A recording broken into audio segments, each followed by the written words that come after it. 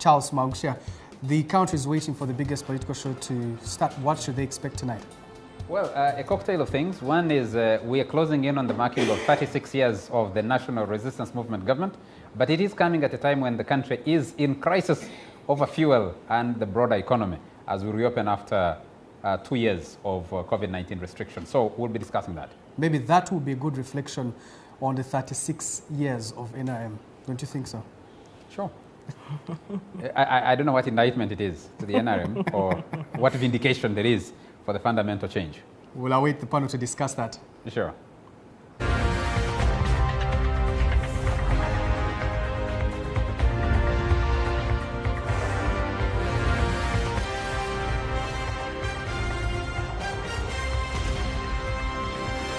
Nbs Frontline. The country is set to celebrate 36 years of NRM, and here it will be a public holiday to allow people to stay home and celebrate. But as the country prepares for the celebrations, questions still linger on whether there is need to celebrate. For example, what should we make of the promised fundamental change that was announced 36 years ago? Have we achieved it, or we are still waiting for it to come? The country also boasts of improvements in infrastructure, including roads, electricity, education, and the health sector, among other achievements. But how best is the population making use of this infrastructure? In the political arena, the country was successful to return to the multi-party dispensation. But why has the opposition failed to get to the driving seat, leaving the NRM to run the race almost alone for 36 years? And after 36 years, what more should the country expect from the NRM? The celebrations come at a time when the country is suffering from the effects of being landlocked that has seen fuel prices skyrocket. But rather than blame anyone, Uganda actually locked herself by trying to save the population from the devastating effect of COVID-19 by announcing mandatory testing for truck drivers coming into the country. The result was a fuel crisis, as long queues were announced at the Malaba border points. The ban was later lifted, and yet there was another crisis of clearing these trucks. Was this an oversight on the part of government? And why didn't the technocrats foresee this and advise government accordingly? This is The Frontline.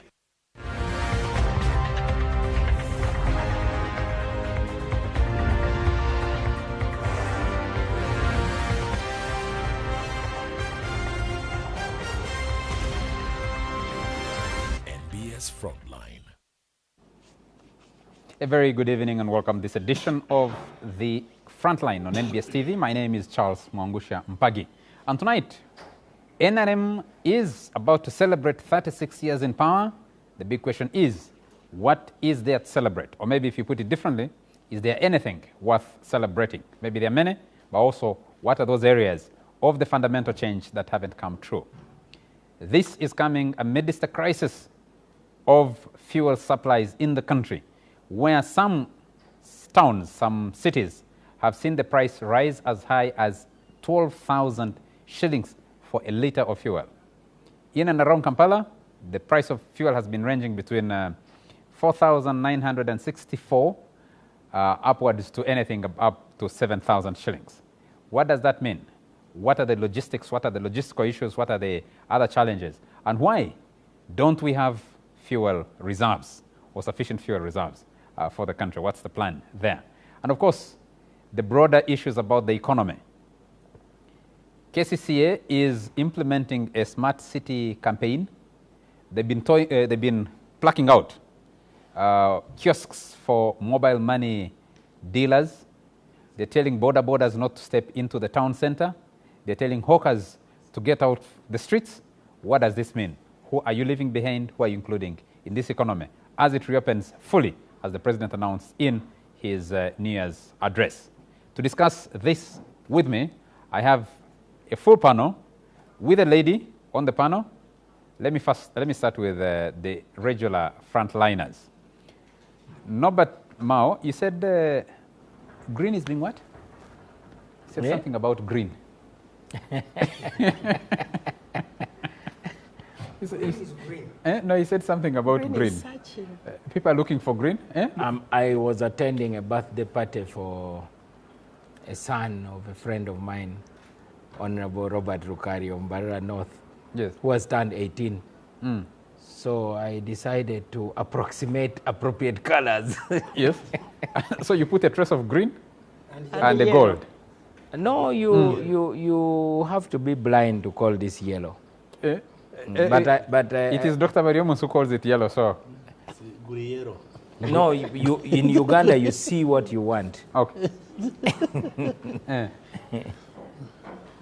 Okay, let me do a quick introduction and then we'll link to one of our correspondents in the field and then we'll launch into the discussion. So Norbert Mao is President General of the Democratic Party and a frontliner. I have Jane Nalunga, who is Chief Executive Officer at Siatini, Uganda. Thank you. I have the old man, Kano General, Andrew Mwenda. Kano General, Andrew Mwenda. I have... I'm told, Charles, that people envy my rank so much. I have Ofono Opondo, who is a frontliner and head of the Government Media Center. And last but not least, I have the Minister for ICT and National Guidance, Dr. Chris Bariomonsi. Let's link to our correspondent for a few updates and then we'll come back into the discussion. Hello, can you hear us? Please come through and bring us up to speed. From where you are, what's happening with the fuel crisis?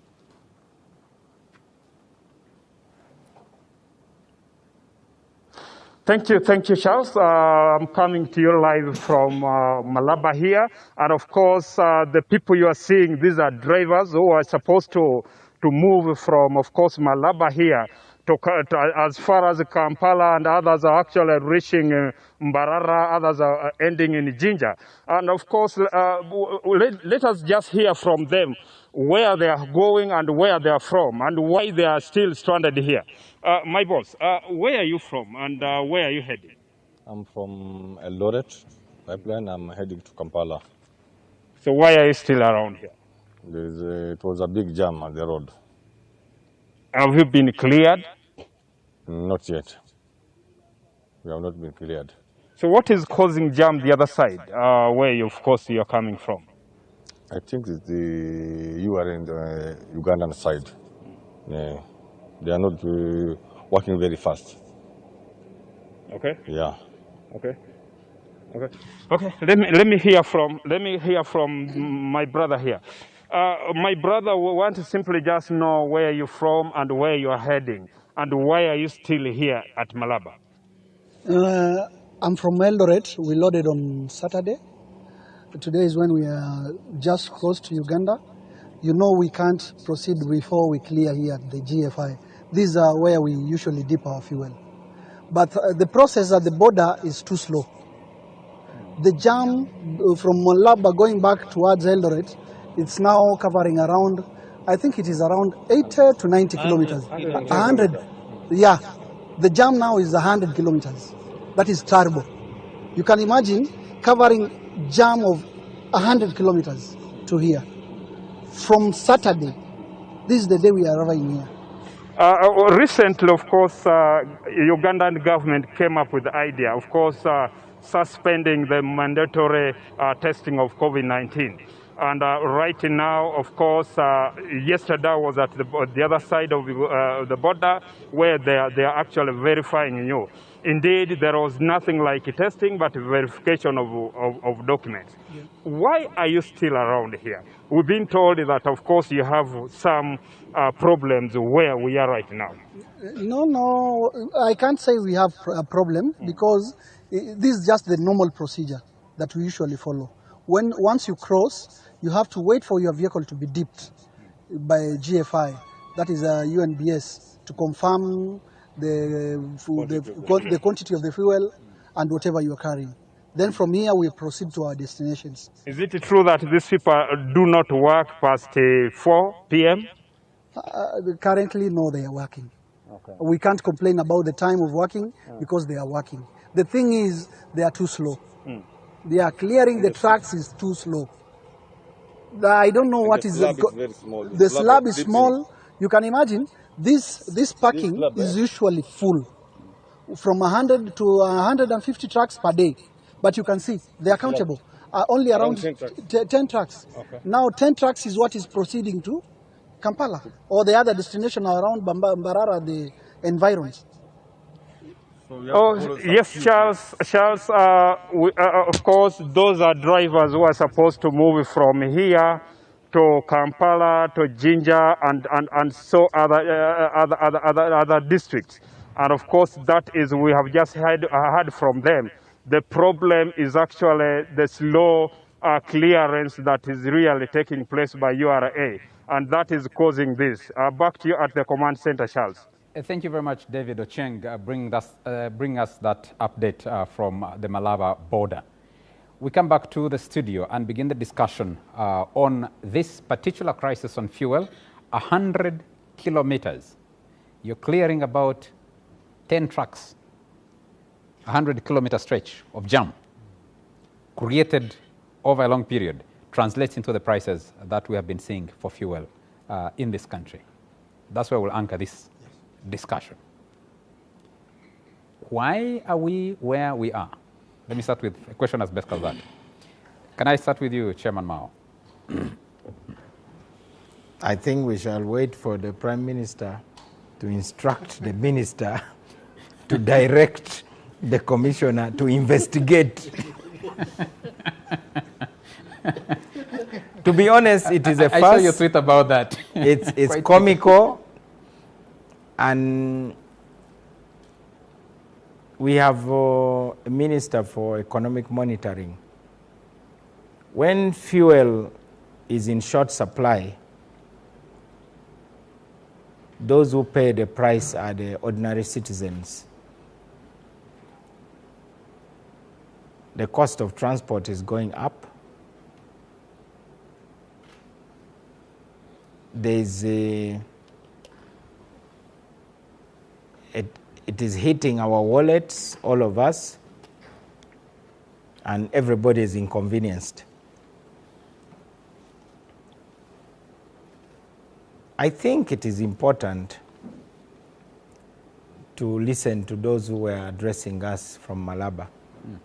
They said those in charge are very slow. Who are the supervisors of those people? I think it is our customs authorities. I've not heard anything from the Uganda Revenue Authority. It is basically politicians who are trying to struggle with the answers. Everything in life depends on logistics. How you get goods from point A to point B in time. But above all, it is about planning. Even in the days when we used to have caravans of camels and even people carrying goods on their heads, you must have some kind of plan to ensure that there is no shortage because you understand what is happening. So it's important for us to point our finger at the real source of the problem according to the truck drivers. The truck drivers are talking about incompetence. So why isn't the government cracking the whip? On that incompetence? Yeah. With your tweet and the video that followed it, because it appears the Prime Minister ad-libbed and then lost her train of thought along the way. Do you really think there was... when you begin cracking the whip, where do you start from, where do you end? Well, she lost both her mental balance and physical balance. and in a way, she was throwing her hands in the air, basically saying, I have asked somebody to do something about this. The reality is that this is a problem at our border, and it is the customs officials who have got to give the answer. there is absolutely no excuse for that. I saw a journalist from NBS, Mr. Daniel Lutaya, saying that there are some snobs who have got a contract. I forget the name of the company, but they have been given a contract to be in charge of that process. And they are doing things at their own pace without caring about the impact. Okay. If indeed that is true, I would expect that our members of parliament should head to the border and see what is happening, or else citizens are going to have to take matters into their own hands. Okay. The answer to that question has been given by the truck drivers. We don't have to talk anything about government policy or even any politics.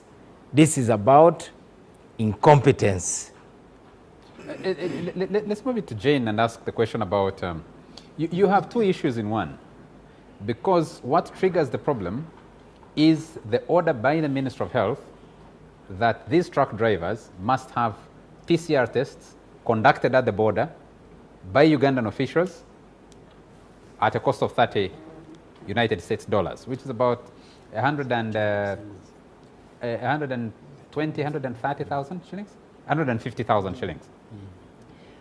Now you have Norbert Mao talking about incompetence. No, not Norbert Mao, the truck drivers at the border talking about incompetence. Why are we where we are, from your perspective? Okay, why are we where we are? For me, I would like to take a deep analysis of this issue. That maybe the challenge is not at the border, really. The challenge is here at the capital.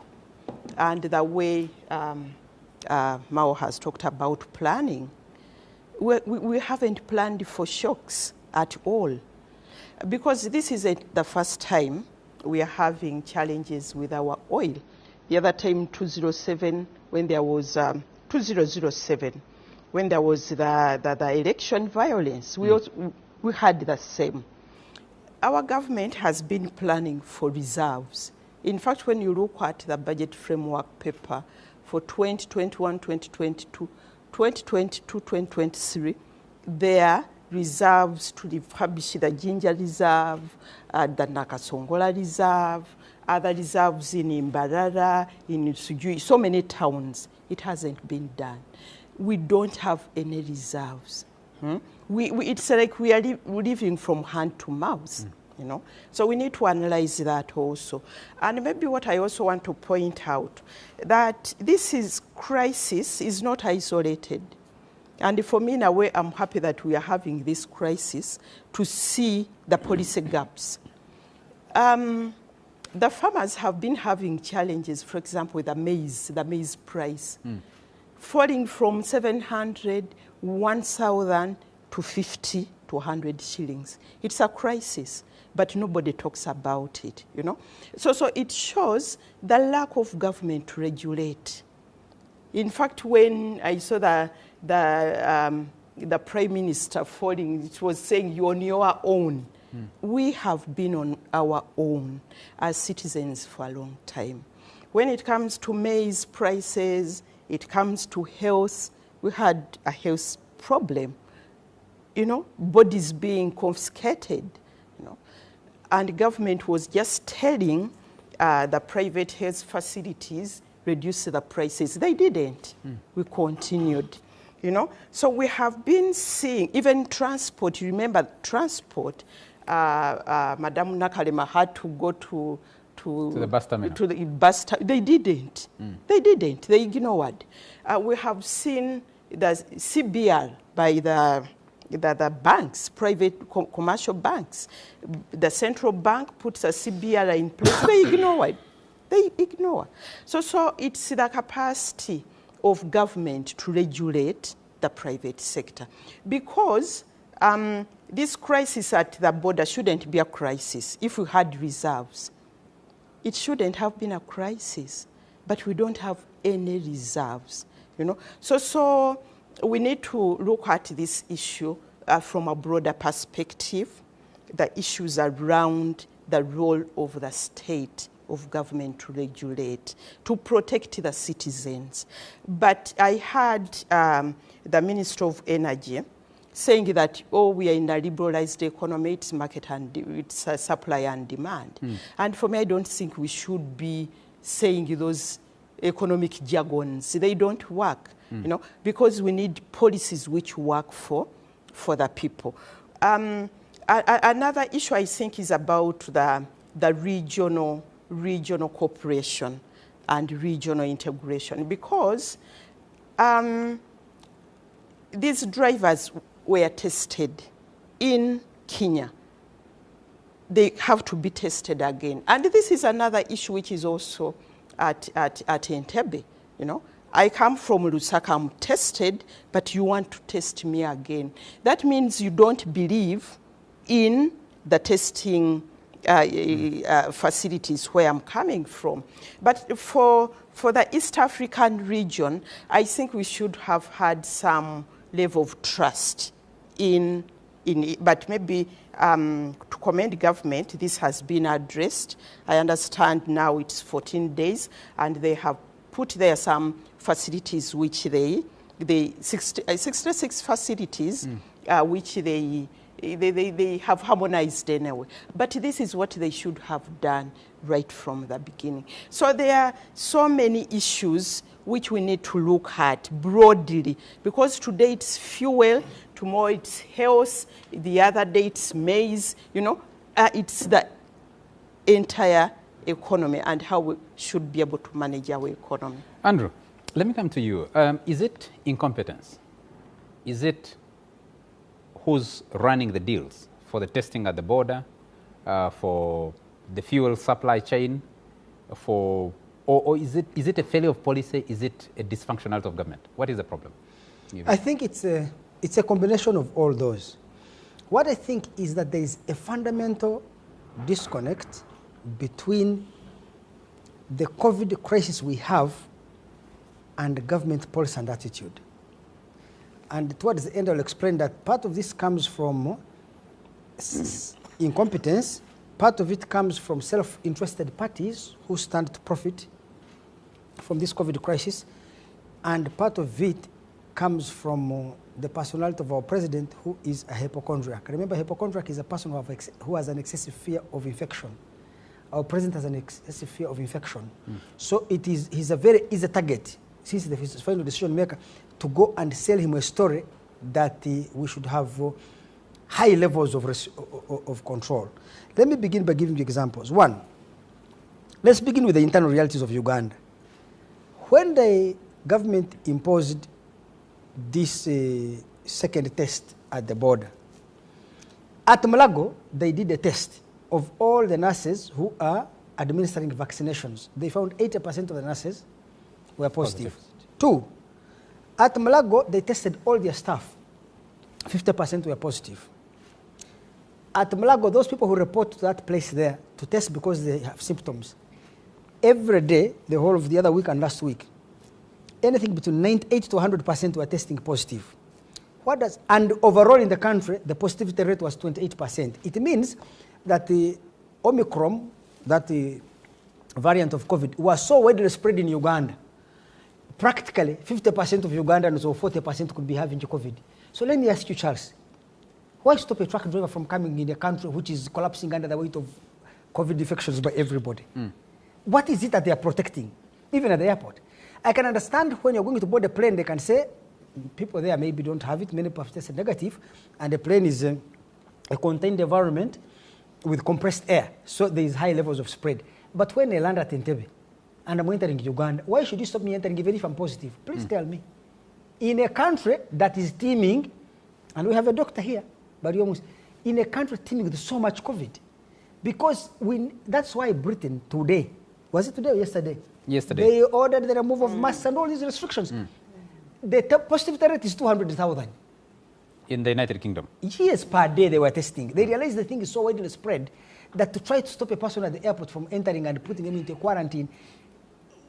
I think England, Sweden have removed every restriction. Every restriction. Yes. Because of the reality that COVID, in any case from a scientific perspective, by the way, it's important to let COVID spread through a population and then people develop herd immunity. Let me come to the second point. The second point is that the policies of COVID in Uganda do not relate to the reality of Uganda. You see, COVID has been much more lethal to people who are old.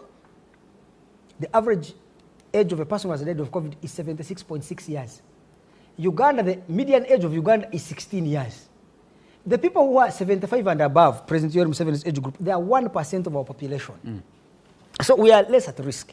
That is why, although America has lost, how many people have died in the United States? 840,000? Yes. In Uganda, we have lost, by the way, the true number is 2,200.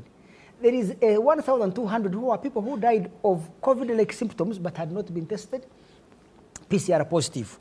And we know that pneumonia is one of the biggest killers, and respiratory illnesses are one of the biggest killers. Because there was a lot of public pressure, people were dying of respiratory problems, government, Ministry of Health took a decision and issued a statement that we shall get all these 1,200 and add them onto the sample. Yes. So the death rate of the assumed COVID death. Assumed COVID deaths, there are 1,200. Out of the 3,300, so about 2,100 are the only ones who are confirmed dead of COVID. Another point Uganda has... In a period of 2 years. In a period of 2 years. So this is not a disease that is very lethal to the Ugandan health system. The third point is, the government of Uganda is detached from existing realities. If you go to supermarkets, there is a man called Posiano Ngabirano. He's the owner of Capital Shoppers. Me, I am his biggest patron. I buy all from him, from his shop. I go there, I say, but this is missing. So I call him.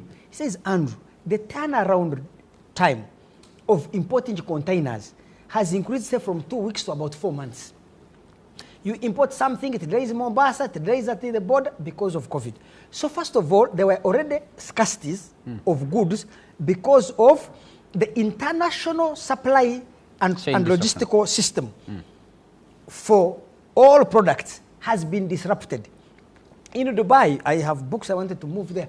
Things we used to move for 3 weeks are now taking 6 months. So we already have been suffering from that. How do you come and add another restriction at the border in a country teeming with COVID? That's because you don't want 70 truck drivers who maybe 3% may test positive, and many of them have already tested negative the other side of the border. Fourth, where I think Uganda, where I think government of Uganda is disconnected from reality. You see, the goods at the border that are held on 120 kilometers of traffic are goods owned by Ugandans. The trucks are largely owned by Kenyans. So Ugandans are delaying at the border, their shops are empty, their cash, they don't have cash because their stock is held there in that jam. At the same time, they are paying Kenyans. Remember that the owner of the truck will continue to charge you because his stock is also held. So you're increasing your costs to your own business community, accentuating your own scarcities, and at the same time, enriching Kenya. What kind of policy is that? Let me tell you. There is a deep disconnect between the government of Uganda and the realities of the business community and the ordinary consumer. And also, there is a big disconnect between the health realities of Uganda and the policies in regard to COVID that we have put in place. I don't understand why. I want to throw that exactly to Ofono Pondo. What kind of policy, what kind of planning, what kind of coordination? I've been asking this question to every government official. Did Minister of Health speak to Ministry of Trade, speak to Minister of Transport, speak to speak to the National Oil Company and other players in this business before making those? Well, I think we have had it so good as a country because according to Madame Nalunga, the last time we had a fuel crisis was 2007 as a result of the political violence, election violence in Kenya. Generally, things have been calm. Is Uganda the only one with this type of crisis? No. Remember in September last year, I think 20th, UK had 3 weeks or a month.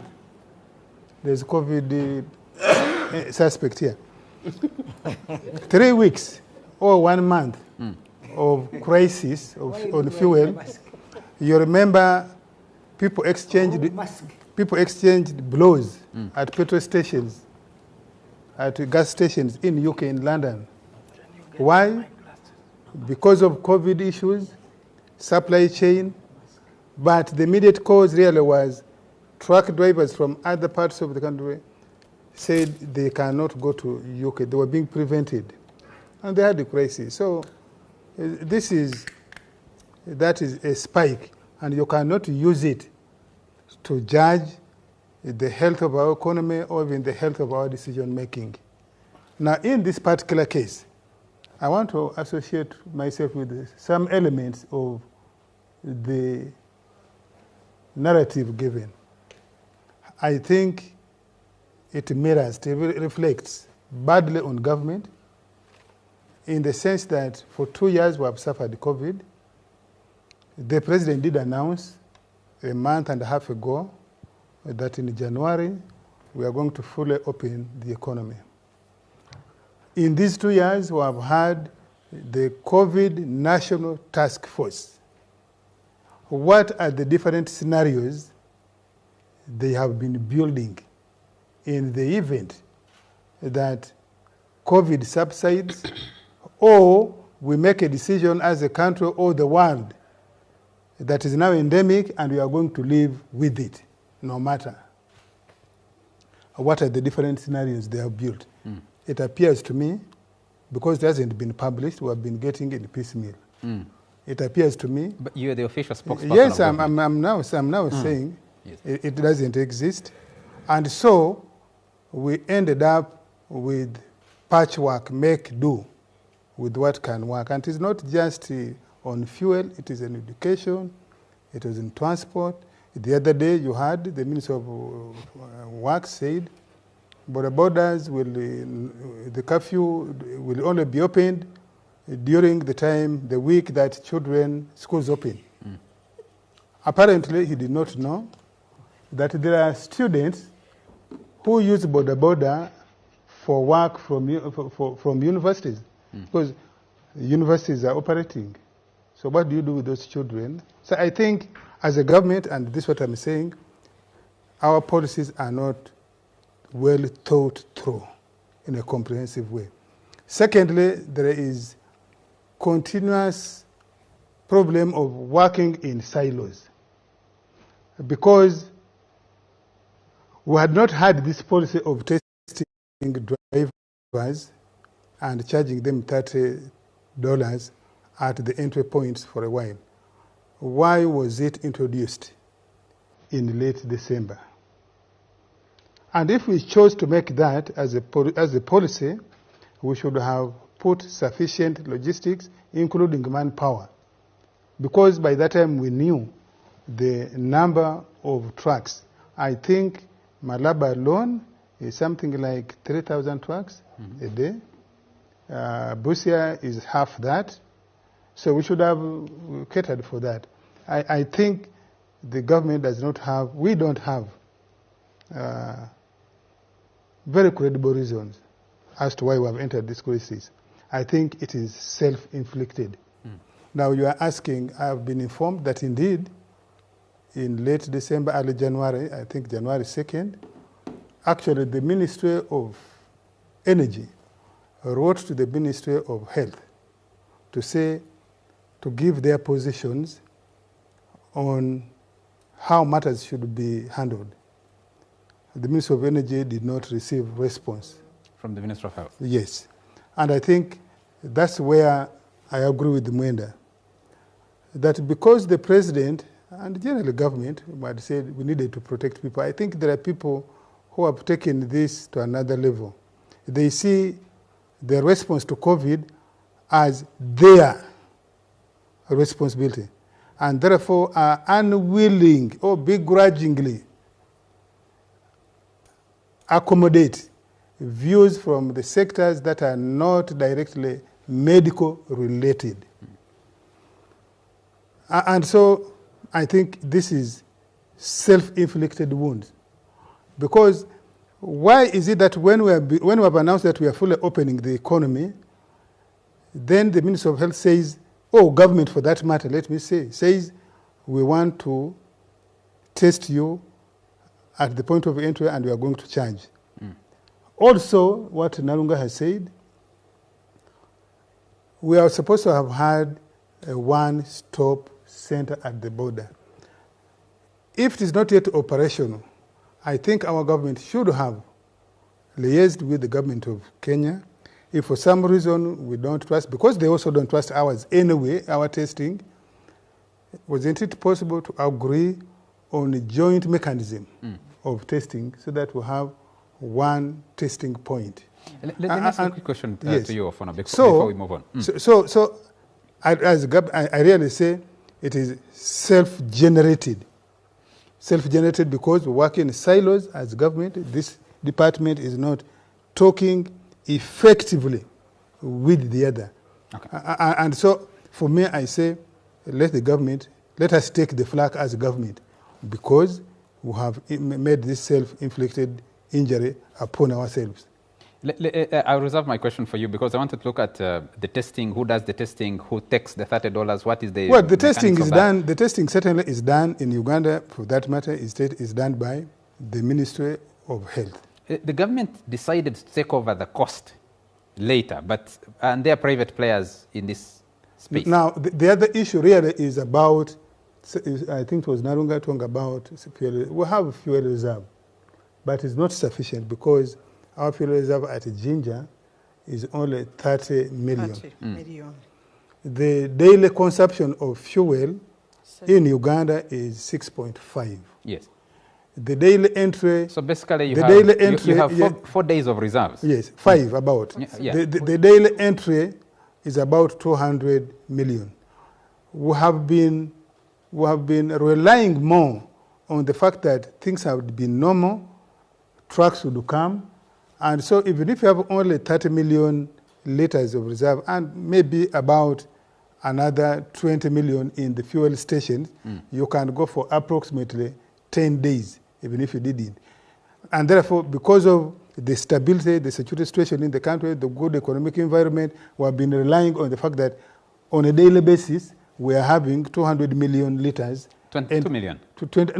200 million entering per day because I'm saying on a daily basis, each of those trucks you see is carrying 45,000. 45,000, yeah, 45,000. How many are you moving through? You said about an average 4,500? Yeah. So what I'm simply saying, stressing is that we have been relying on the stability of the trade route, that on a daily basis, we have sufficient fuel coming in. And yes, we need to, maybe we did not take this as a priority to have government-controlled reserve. I think there's also a problem at Jinja because we have, that reserve was handed over by the Ministry of Energy to the Uganda National Oil Company, which also subcontracted a private person, which is, because we are running a liberalized economy, that's a good thing to do. But I suspect there isn't sufficient supervision with that private company. Let's have the minister come in here. Honorable Minister, from the narration you're hearing here, you're operating like my friends who run the border. Zenkola Zendia. So what comes in today is what I operate with. You're not coordinated as government. I don't know how much you have. How does the Minister of Health write, the Minister of Energy, write to the Minister of Health, and there's no response? How does the President announce 1.5 months before and says, no matter what the situation will be, we are moving to fully reopening the economy? In December, the President actually directed respective ministries to develop comprehensive, workable SOPs. Please respond. Well, thank you very much. Let them the President. Thank you very much. When the President announced that the economy is going to be fully opened, he did not say, stop the fight against COVID-19. Actually, he said, if the situation worsens, there is a risk that we can close the economy and close some sections. You must bear that in mind. And therefore, the Ministry of Health and the other agencies had to continue doing their work. Well, earlier on, we had taken a decision as a government to test all the incoming travelers whether through the airport or the land borders. And initially, the testing was being done by the private players. Then we took over Entebbe as a government, and then announced... After crisis at Entebbe also? Not really. There was a crisis of passengers arriving and the testing was problematic. And then government decided yes, but to take at that over. time we were testing travelers from 10 countries, which were high risk. And the private providers were not handling the situation well, like we are saying. And the decision was taken for government to take over the whole testing, and also we reduced the cost from $65 to $30 per test. But we left the land borders in the hands of the private sector. And the reason why we took a decision to do mandatory testing for all the incoming travelers was that even when travelers would come with negative PCR tests, a significant number were still testing positive when we subject them to test at the airport. And the Council of Ministers of the East African Community had sat earlier on. I think where the challenge came was the coordination between the Ministry of Health and the Council of Ministers, because the ministers in the ESC had met and agreed that they accredit laboratories across the region, and two, that they agree on a period of 14 days, that if somebody is traveling and has 14 days, results within 14 days, they should be accepted across the border.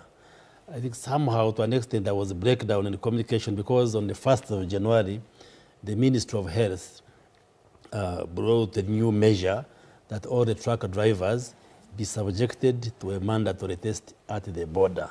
That's where I think the confusion was. And the drivers protested this measure. And I think it was brought in good faith. You see, Mr. Mwenda says the policy of managing COVID has not been thorough in Uganda. He says this because he has survived COVID. I can tell you, when you go to the figures which had been projected through modeling of the numbers of COVID-19, of the death, of the hospitalizations, because of the measures which Uganda took. But that we are talking over 3,000 people dying and so forth. Minister, it would have been worse. Why should anybody believe your numbers, your projections? Why? Do you have contrary figures? No. You made the numbers, you made them up. You assumed them. No. Why should anybody have believed them in the first place? You held the president in a cage. Andrew called him, you said he's a hypochondriac. So you put him in a box and told him, Mr. President, this is a huge threat. No, you and then did the projections, scared the hell out of him, and then unleashed the crisis that we've been dealing with over the last 2 years. You can say that, and I can, with respect, say that's a bit reckless. You just get back to May, June, July, when we had the second wave. Do you recall that it's Ugandans who were demanding for a lockdown? Supposing we had not locked down the country, how many people would have died? We don't know. No, very many. We don't know. Those 3,000 you are talking about, the majority of them actually died during that second wave. If I could ask a question. Yes. Uganda is not an island. Uganda lives next to a country called DRC, South Sudan, and Tanzania, who did not have a lockdown.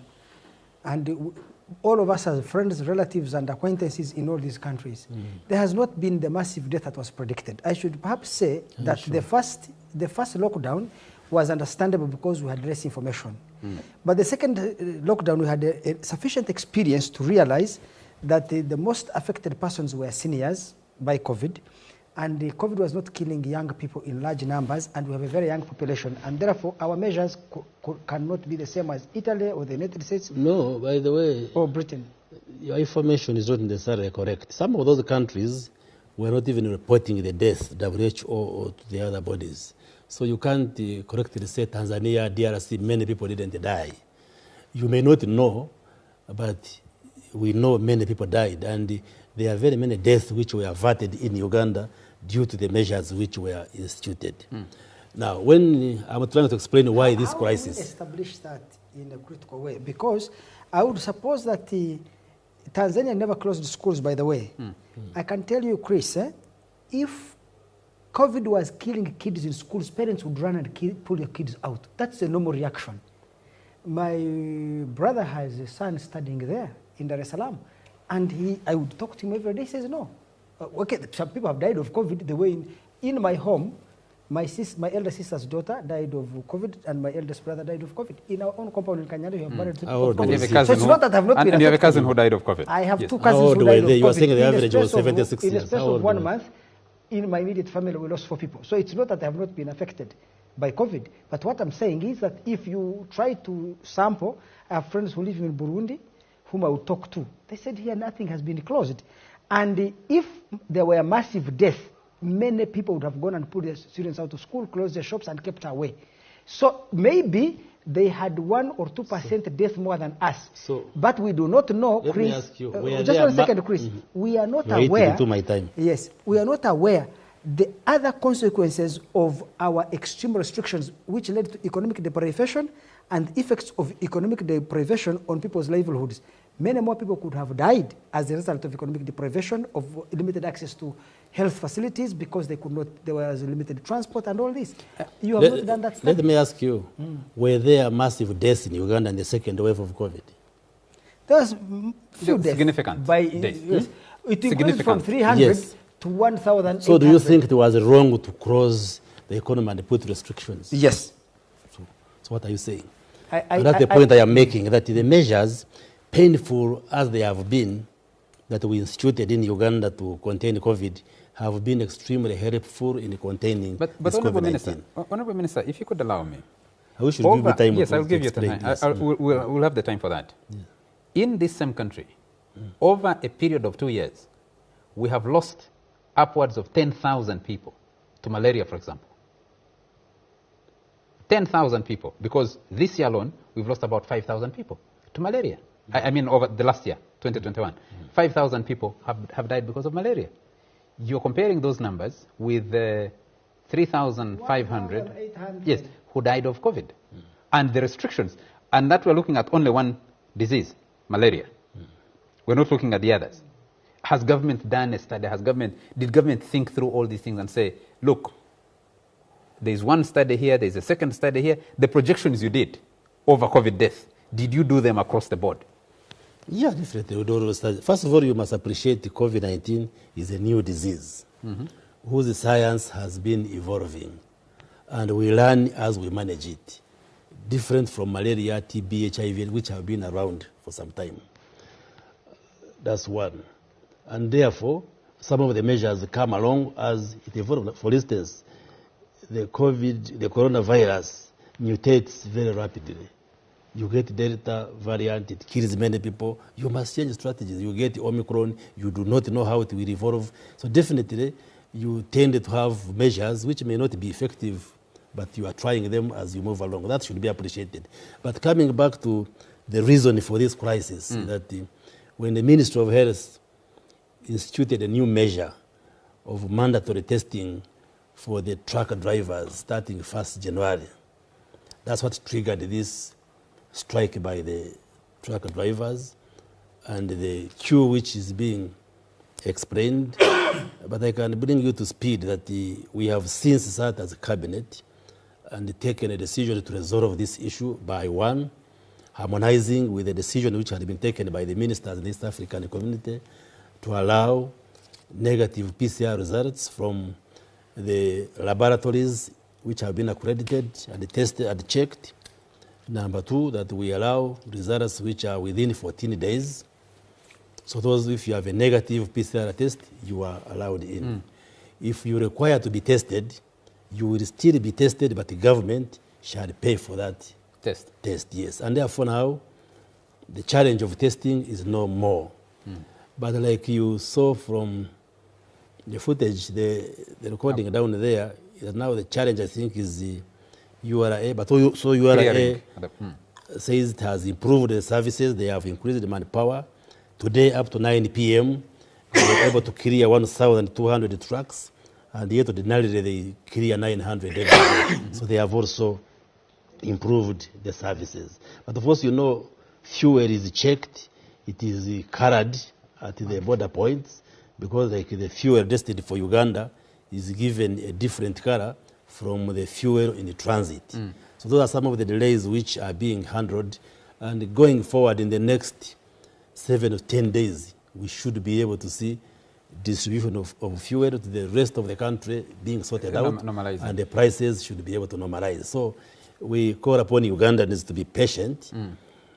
These are the pains of managing COVID-19, and the Ministry of Health took the decision in good faith to protect all of us. Okay, so you may, just hold on. Let me just conclude this thought. So in the next 1 week or so, we should be able to see things normalize. But also Ugandan traders, there are very many speculators who take advantage of these situations to just hike. For instance, Total and Shell, I think they had fairly enough reserves and they have not been hiking. But you find that there are outlets in Kanungu, they are hiking even when they are getting constant supplies. I think, Honorable Minister, traditional fuel stations like Shell, Vivo, and Total has gone up by a factor of about 300 to 400 shillings. So they have hiked. It is the others that have gone the extreme, but even that is a significant... No. But Shasmi, that we had explained. Public health there was an international phenomena that had given rise to this increase. But in this increase, the last 1 week or so, I think they have tried to stabilize. You told us on this show, Honorable Minister, yes, that government has a threshold. Yes. Beyond which... And which has been announced. That's why you heard the Prime Minister saying, I have given a directive that the Commissioner should announce that the fuel, particularly petrol, should not go beyond 5,000 shillings. The Prime Minister said she lost her words. She couldn't remember what she wanted to add. It's you just making fun out of it, but that's the communication she was making. Chris, I want to ask a public health question. Yes, please do. Because from the Ministry of Health's own numbers, the positivity rate by last week was 28%. I would imagine that out of 41 million Ugandans... It has since fallen at about 8, yes. Yes, it has fallen. But I would imagine that, therefore, out of 41 million Ugandans, it is possible up to about 10 million or 12 million were already infected with COVID. Why does government of Uganda and Ministry of Health, and this applies to the whole world, find it very dangerous to allow 7,000 truck drivers who may also, if the positivity rate in Kenya is less than 30%, so 30% of 7,000 is 2,100. Why do we, if we have already 10 million, 12 million who already have COVID, why do we fear these 2,100? I really don't understand it because Omicron was so widely spread in Uganda. I would imagine, therefore, it's trying to refuse a small minority, 2,100, that somehow they are going to distort your sample. What are they adding on? It's nothing. We do not subscribe to the idea that you attain herd immunity through infecting the communities. It is morally wrong. While scientifically, yes, you may build immunity in the population, but from a moral standpoint, no, that's not what I'm saying, Chris. Chris, that's what I'm saying. I am saying, if you have positivity rate in Uganda, or in a population of 41 million, let's assume 10 people are already infected with COVID in Uganda. Why do you try to restrict 2,100 from entering Uganda, from Kenya, who may be positive? What are you trying to save? The COVID is so widely spread in Uganda that the entry of 2,000 people with it, statistically, its addition to COVID in Uganda is statistically insignificant. No, first of all, it doesn't make logical sense. Can we bring in the other members of the panel to engage with this discussion? Why? But I can answer him. You see, coronavirus is a virus which mutates. When we test, even if you are 2 people who are positive, whoever tests positive, we now do genomic sequencing to check whether these are variants which are common or we are having new variants. That's very important. Because how did we... at the border, you know that the genetic sequencing is not done for everybody who's entering. No, we do. If you don't know, you ask. Whoever tests positive, whether at Entebbe or the border points, that sample is taken for genetic sequencing. That's how. We all listen to Opondo, and I think you articulated these issues very well. Do you, as government, think you've made some mistakes, both with the fuel crisis and the management of COVID? Well, maybe the mistake, if I can call it a mistake, was failure for the Ministry of Health to harmonize with the decision which had been taken at the East African level. That is a failure by government. But not by the decision taken by Ministry of Health was in good faith. intended to protect all of us. I'm afraid we need to take a quick commercial break, but I'll just run through a few numbers. So 10 days of stock, about 14 days of stock, if you add the government reserves at 30 million litres and whatever they have, because the law requires that every fuel station keeps at least 10 days of stock for its segment of the market. And we're consuming about 320 million litres, I think, as a country in a month. So it's about 7 per day, 6.5 per day. 5 million Then, per day. Yes. Let's take a commercial break and then we'll pick Why are up you this blaming discussion in a government? moment. Not even the fuel station.